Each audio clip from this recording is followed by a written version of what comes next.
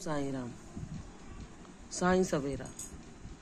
आज साईं सवेरा संदेश में बाबा हमें ये बता रहे हैं कि जैसे हर एक दिन सूर्य की किरण हमारे जीवन में नई खुशियाँ लेकर आती है, नया उत्साह, नई उमंगें लेकर आती है। हमें ईश्वर को धन्यवाद देना चाहिए कि हे ईश्वर, आपने हमें एक नया दिन और दिखाया। हम कितने भाग्यशाली हैं, क्योंकि कुछ लोग ऐसे हैं संसार में जो सोते हैं और अगले दिन नहीं उठ पाते, लेकिन हे प्रभु, आपकी कृपा से हम हर दिन उठ पा रहे हैं। इसके लिए धन्यवाद। हमें अपने प्रभु का धन्यवाद करना चाहिए कि इतनी विपरीत परिस्थितियों में भी आपने हमें वह शक्ति दे रखी है कि हमारे जीवन में जो अच्छी चीज़ें हैं हम उन्हें देख सकें और अपने प्रभु का शुक्रिया अदा कर सकें। हमेशा प्रभु पर विश्वास करते रहें। जैसे एक नई सुबह होने पर नई उम्मीदें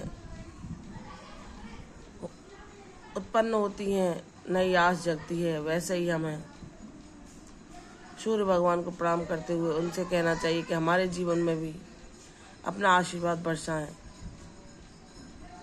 मेरे साईनाथ मेरे जीवन में सुख को सवेरा लेकर आए। मेरे बाबा मुझे इतना ज्ञानवान बना दें कि मैं हर परिस्थिति में खुद को शांति से भरपूर पा सकूं। मुझे उनका साथ ही सबसे सुहाना लगे, उनकी बातें ही मेरे जीवन में प्रसन्नता भरें। उनकी भक्ति का रंग ही मेरे लिए सारी खुशियों का रंग हो। इतनी मेरे साईनाथ भगवान से प्रार्थना है कि ये मेरे बाबा, हर चीज़ का एक निश्चित समय होता है, तो आप मुझे जब जो भी दे वह आपकी मर्जी, लेकिन आपका वह परम सौभाग्यशाली साथ जो हर किसी को नहीं मिलता, उसे मुझे सदैव देकर मुझे परम सौभाग्यशाली बनाना, ताकि हर परिस्थिति में मैं संतुलन स्थापित कर सकूं और आपकी कृपा का अनुभव कर सकूं। हर दिन मैं एक कदम आगे बढ़ूं, कभी पीछे की ओर ना लौटूं। किसने क्या किया या मेरे पुराने जीवन में क्या हुआ, इन बातों को भुलाकर भक्ति मार्ग पर सबको हृदय से क्षमा करते हुए बाबा के दिखाए रास्ते पर आगे बढ़ूं। बाबा कहते हैं, मेरे बच्चे, कौन तुम्हारे बारे में क्या कहता है, तुम्हारे भारी रूप को देखकर या तुम्हारी प्रशंसा करता है या निंदा करता है, इससे तुम्हें कोई लेना देना नहीं। तुम्हें बाबा ने जो सुंदर मन दिया है, जिसके द्वारा तुम सबको प्रेम बांटते हो, तुम्हें स्वयं से प्रेम करना चाहिए और बाबा से, बाबा को धन्यवाद करना चाहिए कि मुझे इतना सुंदर मन दिया, इतनी सुंदर तन दिया, इतनी सुंदर काया दी। उसके लिए करोड़ बार धन्यवाद मेरे प्रभु। और तुम्हें अपनी खुशियाँ दूसरों में न तलाश कर स्वयं को ही अपनी खुशियों का केंद्र बनाना चाहिए। वो है प्रभु का नाम जाप करते हुए अपने जीवन में खुशियों को, शांति को, सौभाग्य को आकर्षित करना। तुम इतने गुणवान बन जाओ कि तुम्हारे गुण लोगों को प्रभावित करें। लोग तुम्हारे पास आकर वही शीतलता और शांति का अनुभव करें जो एक ईश्वर के भक्त के पास सबसे बड़ा खजाना होती है। मेरे बच्चे, तुम ना कभी थकोगे, ना निराश होगे, ना हताश होगे, क्योंकि तुम्हारे सब जो शक्ति है वह स्वयं परम ब्रह्म परमेश्वर है।